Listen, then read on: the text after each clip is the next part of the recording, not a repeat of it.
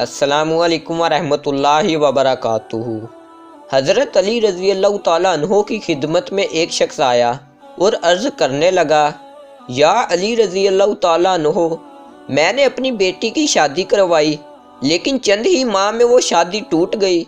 آج کل لوگوں کا پتہ نہیں چلتا، بظاہر تو بڑے اچھے لگتے ہیں لیکن رشتے رکھنے کے بعد اصل چہرہ ظاہر ہو جاتا ہے۔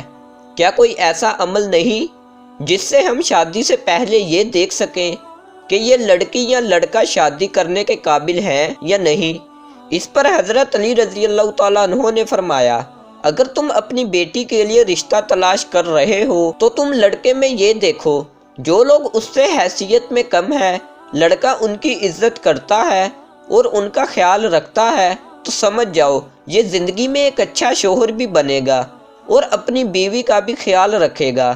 لیکن اگر لڑکا جو رتبے میں ان سے بڑے ہیں ان کی تو عزت کر رہا ہے لیکن جو مرتبے میں اس سے کم ہے ان کا احساس نہیں کرتا تو سمجھ جانا کہ یہ انسان تمہاری بیٹی کے لیے صحیح نہیں۔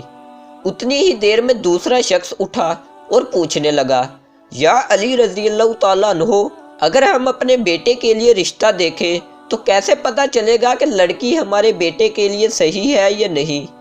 اس پر حضرت علی رضی اللہ تعالیٰ عنہ نے فرمایا، جب اپنے بیٹے کے لیے رشتہ دیکھنے جاؤ تو لڑکی سے چند سوال پوچھو، تھوڑی دیر گفتگو کرو۔ اگر لڑکی صرف اپنی خوبیاں بتاتی رہے اور ہر بات پہ اپنی تعریف کرتی رہے تو سمجھ جانا یہ لڑکی خود پسندی کے دلدل میں گرفتار ہے۔ لیکن اگر لڑکی اپنے گھر والوں کی بات کرے، اپنے والدین کی بات کرے تو وہ لڑکی آنے والے وقت میں کسی بھی انسان کے لیے اچھی بیوی ثابت ہو سکتی ہے۔ اور اگر انسان ان دونوں اعمال کے بعد بھی گھبرانے لگے اور فیصلہ نہ کر سکے تو وہ گھر آ کر 27 مرتبہ سورہ کوثر پڑھے اور سو جائے۔ اگر خواب میں خوشحالی یا وہ لڑکا اچھے لباس میں نظر آئے یا وہ لڑکی اچھے لباس میں نظر آئے تو وہ انسان سمجھ جائے کہ یہ رشتہ مبارک ثابت ہوگا۔ لیکن اگر خواب میں آگ یا شیطانی مناظر یا خون یا اس لڑکی یا لڑکے کا خراب روپ دیکھے تو پھر وہ رشتہ بہتر ثابت نہیں ہوگا۔